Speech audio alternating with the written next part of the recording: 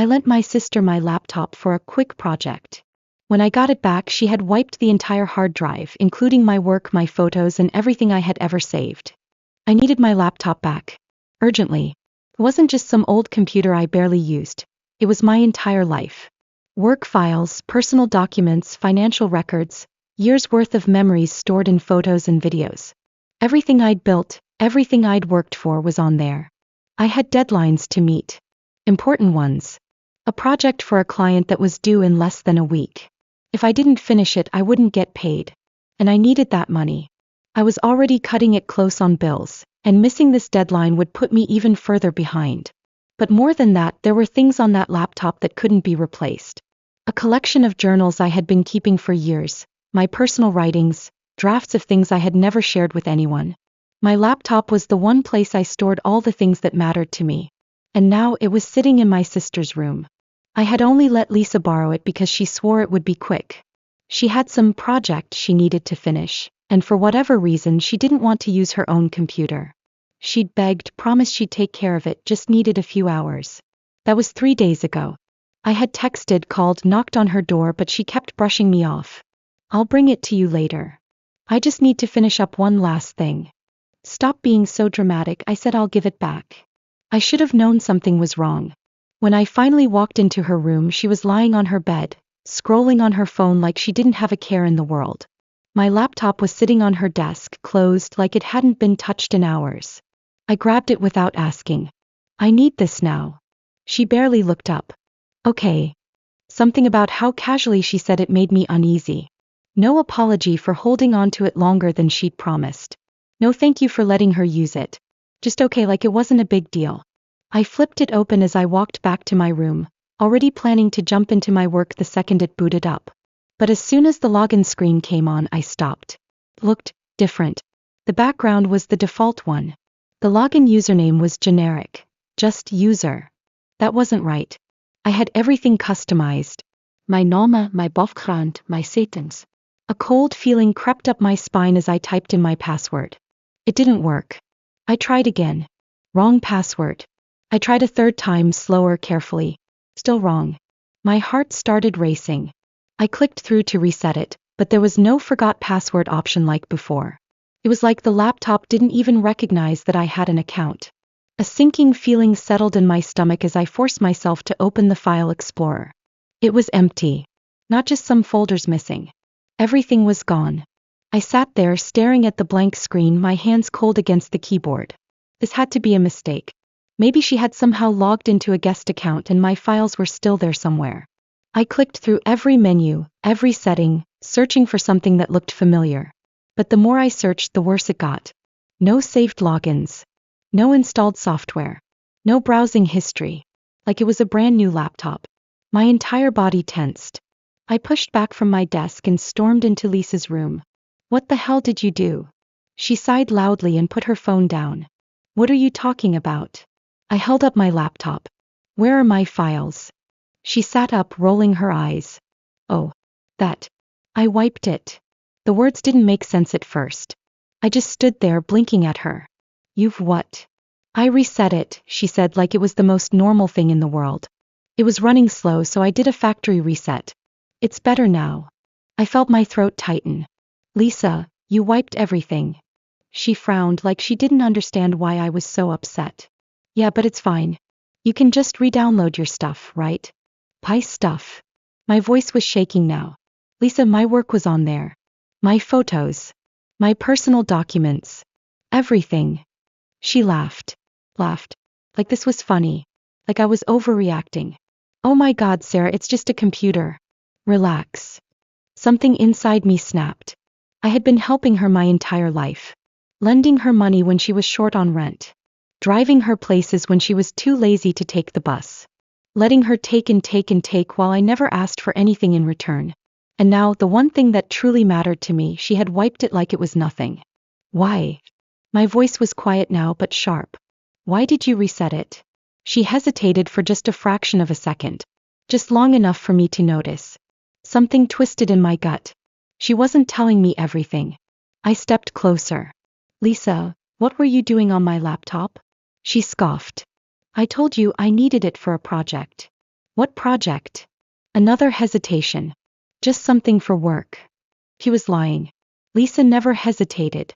She always had some excuse, some explanation, some way to twist things to make herself look innocent. But now she looked nervous. I had walked in here expecting an apology. I had been angry, furious that she had been so careless, so selfish. But now I was starting to realize something else. She didn't just wipe my laptop because it was running slow. She wiped it because she didn't want me to see what was on it. My breath hitched. Lisa, what did you delete? Her eyes darted away. Nothing. I didn't believe her. My heart was pounding now, the initial shock giving way to something worse. This wasn't just Lisa being reckless. This wasn't just her being entitled. She was hiding something. And I was going to find out what. I stormed back to my room and slammed the door, my pulse hammering in my ears. My laptop sat open on my desk, empty, lifeless, wiped clean of everything that mattered. I felt sick. Lisa was lying. I knew it. She hadn't just reset my laptop to make it run faster. That was a pathetic excuse. There was something she didn't want me to see. I ran through the timeline in my head.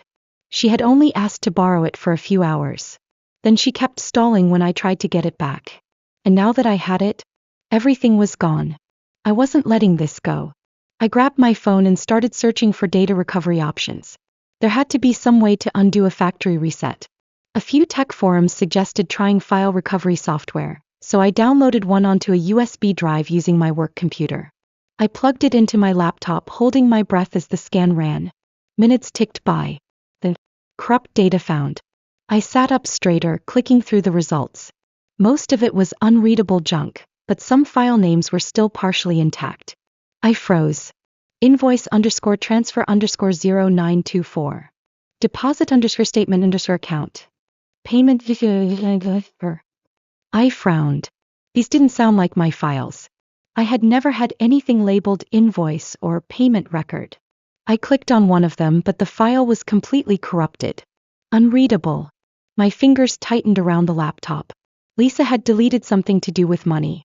What the hell had she been doing on my computer? I ran another scan, digging deeper, looking for anything else that might still be recoverable. But everything else had been erased too cleanly. Lisa had made sure of it. I sat back, trying to steady my breathing. I needed to figure this out. Lisa wasn't just careless. She had deliberately erased files that weren't even mine. That meant she had used my laptop for something she didn't want anyone to know about. And now I had to find out what. The next morning I woke up to 3 missed calls from Lisa. I hadn't responded to her since the night before, and apparently she had noticed. Lisa, are you seriously still mad? It was just a reset. Get over it. Lisa, Mom says you're acting insane. She wants to talk to you. Lisa, Jesus, Sarah, can you stop ignoring me? What's your problem? I stared at the messages, my jaw tightening. I knew exactly what she was doing. She was trying to turn this around on me.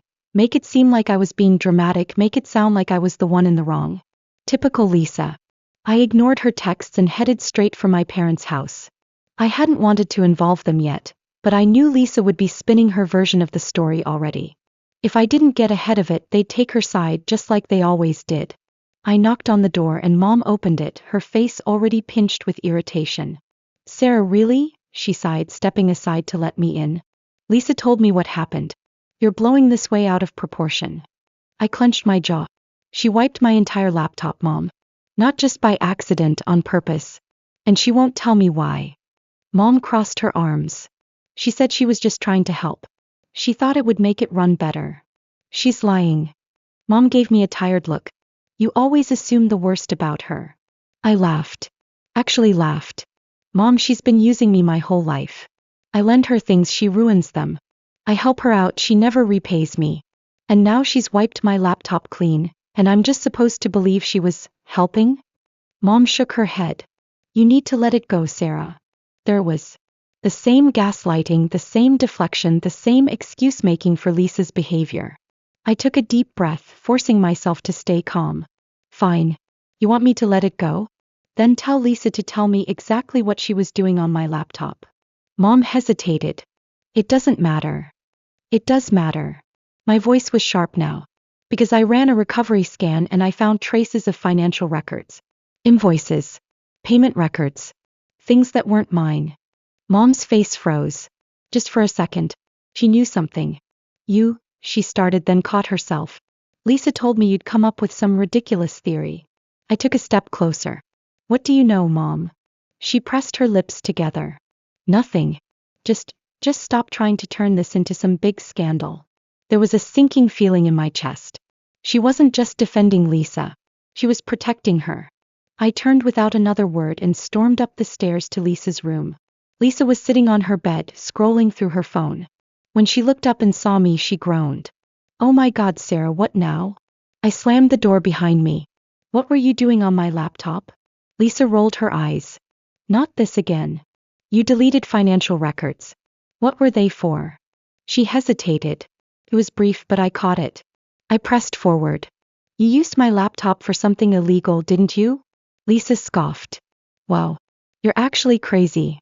Then prove me wrong. I crossed my arms. Tell me exactly what you were working on. Lisa stared at me for a long moment. Then she put her phone down and smirked. Fine. You want the truth. My stomach twisted. Lisa leaned back against the headboard, stretching out like she had all the time in the world. I was helping a friend out, she said. He needed a way to move some money around and I had to use a clean device. My blood went cold. A clean device. My device. I opened my mouth, but no words came out. Lisa grinned like she was enjoying this. Relax, it's nothing serious. Just a little business stuff. A few invoices, some quick deposits. No big deal. I stared at her. You ran financial transactions through my laptop? Lisa shrugged. I needed a safe way to do it. I felt like I was going to be sick. What the hell did you do, Lisa? She laughed. God, Sarah, you sound like I'm running some kind of crime ring. It's just a side thing. It's not even illegal. I wanted to shake her. Then why did you wipe my laptop? I snapped. Why erase everything if it wasn't illegal? Lisa's smirk faltered just a little. I took a step closer. You got caught, didn't you? Her eyes darted away. That was it. That was the truth. Lisa had been involved in something shady, got scared, and used my laptop to cover her tracks. And when she realized it could come back to her, she wiped the evidence. My laptop hadn't been running slow. It had been a getaway car. And now I was tangled up in whatever crime Lisa had gotten herself into. I stood there, my breath coming in shallow bursts, staring at Lisa like I had never seen her before. She had used me. She had put me at risk. And she didn't even care. She smirked at me like this was all a joke. You should calm down, she said, stretching lazily like she had all the time in the world. You're acting like I hacked the government or something. I clenched my fist. Lisa, you wiped my entire hard drive. Do you have any idea how serious this is? She rolled her eyes. You're so dramatic. I told you it was just a little business thing. It's not a big deal. My voice came out tight. Then tell me exactly what you did. Lisa gave me a long, slow look, then snorted. Why do you even care? The files are gone, aren't they? It's not like you can prove anything. Something in my gut twisted. That was it. She wasn't just brushing me off, she was confident. She had covered her tracks. She knew that no matter how much I dug, I wouldn't find anything left. My mind raced. She had used my laptop for financial transactions. But why? Who was she working with? What had she done that was serious enough to make her wipe everything? I wasn't going to get any more answers from her, not like this. I turned on my heel. We're not done. She let out a mocking laugh. Sure, whatever you say, Detective Sarah. I ignored her and walked out, slamming the door behind me. The moment I got back to my apartment, I started researching. If Lisa had been moving money around, there had to be some trace of it. She might have wiped my laptop, but she couldn't erase everything. I logged into my email on my phone and started digging. A few minutes later, my heart stopped. There. A bank notification I hadn't seen before. I clicked on it and my stomach turned. Confirmation. Account transfer successful. Amount. $4,500. It had been sent the day before I got my laptop back. My pulse pounded. $4,500. Gone. The email listed an account number I didn't recognize. The sender name was not mine. Lisa had used my laptop to make a transfer in someone else's name. Whose account was this? Where did the money go? I scrolled further, my hands shaking. Another email. Deposit received. $2,200. Transaction ID. I stopped. This was an incoming payment. Someone had sent money to an account linked to my laptop. I grabbed my phone and called my bank. "Hi, I think there's been fraudulent activity on my account," I said, barely able to keep my voice steady. "I need to report an unauthorized transaction." The rep on the other end started asking questions, but I already knew what they were going to say. The account that had received money? It was new. It had been created recently. And it was linked to my laptop. Lisa hadn't just wiped my files. She had used my identity. My blood ran cold. The transactions were made under my digital footprint. My IP address. Someone came looking for whoever moved that money. They'd come looking for me. I needed more information. If Lisa had been part of some scam, I had to figure out what it was before it was too late. I thought back to what she had said. I was helping a friend out. Who? Lisa didn't have friends, not real ones. She used people. The only people she spent time with were the ones who benefited her. I pulled up her social media. She had always been careless online, posting way too much, acting like no one was watching. I scrolled through her recent posts, looking for anything out of the ordinary. Then I saw it. A comment under one of her posts from a username I didn't recognize. "Money came through. We're all set." My stomach flipped. I clicked the profile. It was private. No real name. No clear pictures.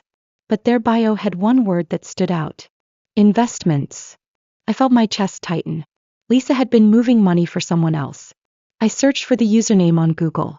Nothing came up, but I wasn't surprised. Scammers didn't exactly use their real identities. I tried searching for phrases like investment scam and money flipping scheme. That's when I found it. A news article from last year. Victims lose thousands in fake investment scam. Authorities investigating. I clicked on it, my hands sweating. The article described exactly what I suspected. A fake business that promised high returns, tricking people into depositing money. The scammers would move the money through different accounts to hide the trail. And once the victims realized they had been scammed, the money was already gone. I felt sick. Lisa had been helping a scammer launder money. And she had done it through my laptop. I sat back, staring at the screen, my heart pounding. Lisa wasn't just being reckless. She had dragged me into something criminal. I needed proof. If she was involved in a scam, she was going to get caught eventually. And if I didn't act fast, I'd be caught with her. I grabbed my phone and dialed Lisa's number. She picked up on the third ring, sounding annoyed. "What now?" "Who is he?" I demanded. Lisa paused. "Who?" "The guy you've been working with," I snapped. "The one you made those transfers for. The one who sent you money through my laptop." "Who is he, Lisa?" A beat of silence. Then Lisa let out a breathy laugh. "You're seriously digging into this? God, you're pathetic."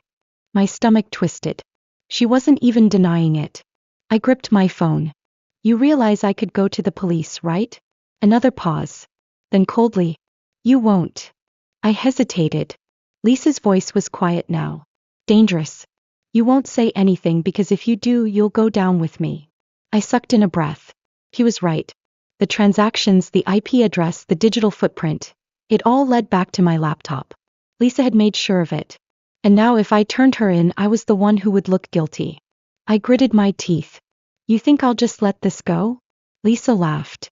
"Face it, Sarah," she said. "You're trapped." Then she hung up. I sat there, gripping my phone so hard my knuckles turned white. For years, I had been letting Lisa get away with everything. But this time I wasn't going to let her win. I didn't sleep that night. Lisa's voice kept playing in my head.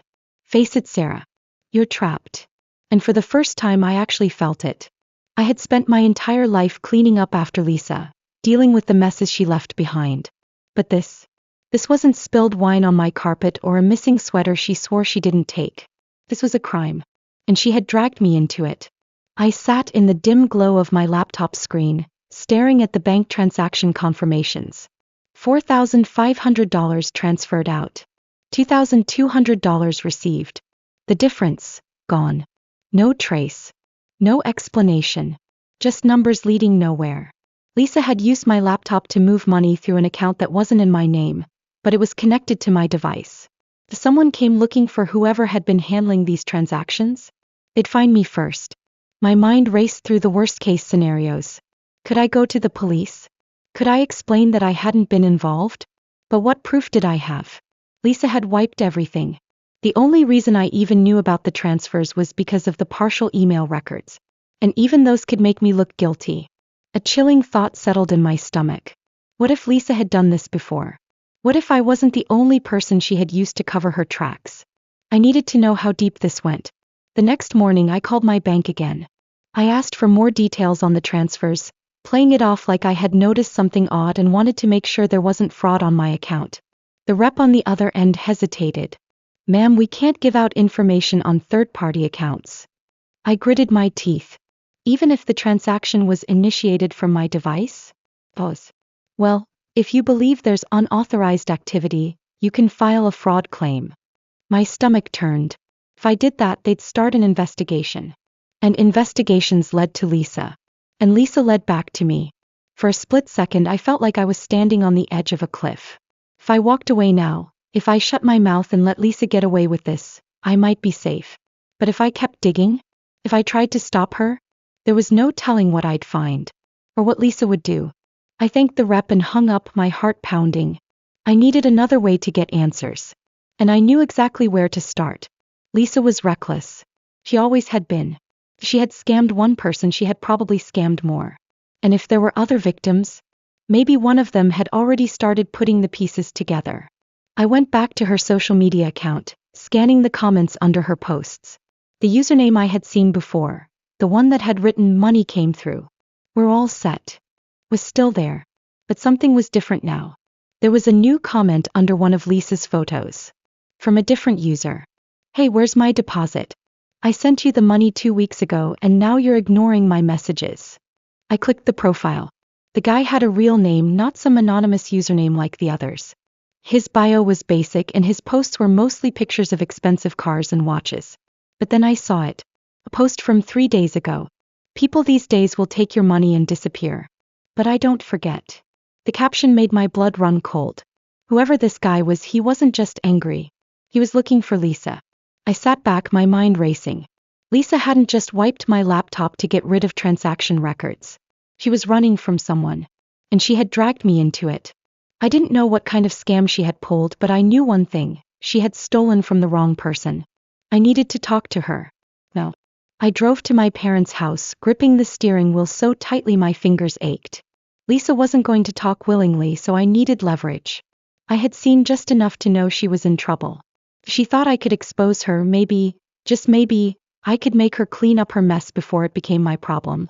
I stormed through the front door without knocking. Mom was in the kitchen stirring something on the stove. She barely glanced up. "Oh, Sarah," she said flatly. "Here to start another fight?" I ignored her. "Where's Lisa?" Mom sighed and gestured toward the backyard. "Probably on her phone, wasting her life away." "Perfect." I pushed through the sliding glass door and spotted Lisa lying on a lounge chair, scrolling through her phone. She looked completely unbothered. Like she wasn't ruining lives. Like she wasn't in deep trouble. I walked right up and snatched the phone out of her hand. "Hey, what the hell?" She sat up, glaring at me. "Give that back." I held it just out of reach. "Who's the guy looking for you?" Her expression froze. That was all the confirmation I needed. I tossed her phone onto the chair next to her. I saw the comment. "He's not happy, Lisa. What did you do?" She forced a laugh, but it was hollow. "Nothing. Some guy got the wrong idea, that's all." I folded my arms. "Lisa, I know you were moving money. I saw the transactions before you wiped my laptop. You think I wouldn't notice?" Her jaw clenched. "You're going to fix this," I said. "Right now." Lisa scoffed. "And how exactly do you think I'm supposed to do that?" I took a slow breath, forcing myself to stay calm. "You're going to find a way to return the money." Lisa laughed. Actually laughed.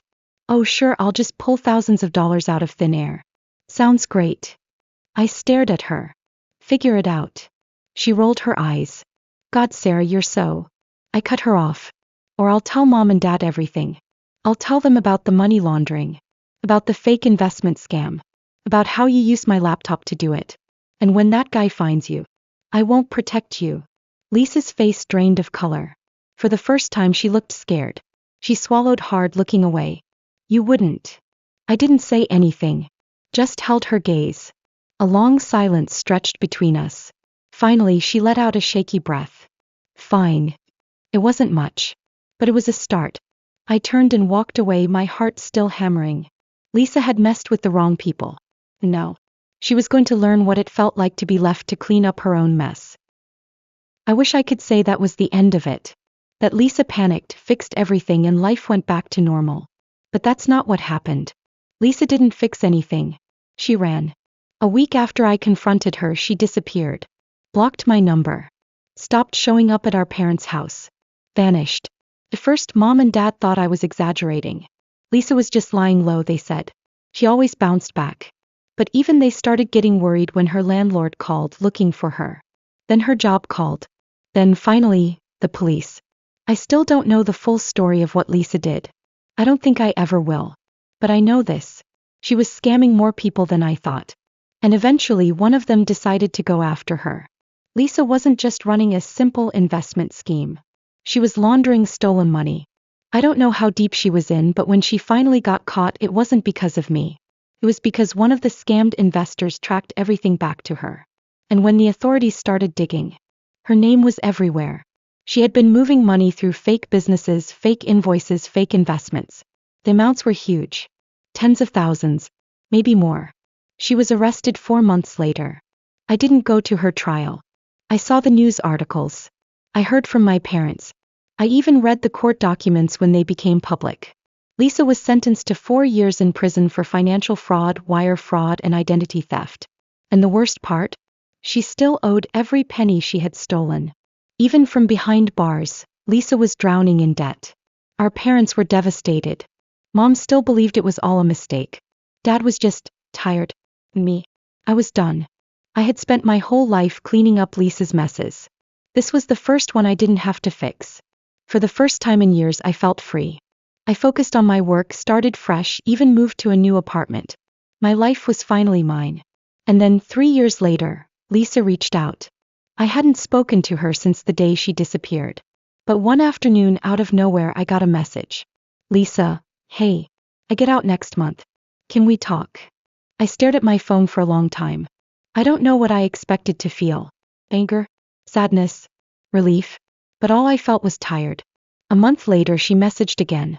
Lisa, I've changed. I swear. I just want to see you. She called. I didn't pick up. She emailed. I didn't reply. The thing about Lisa is, she always had an angle. I don't know if she was actually sorry or if she just needed something from me again. But honestly, I don't care anymore. I haven't spoken to her since. Maybe she really has changed. Maybe she hasn't. I'll never know for sure. But I do know this. For the first time in my life, I don't have to find out. And that's enough for me.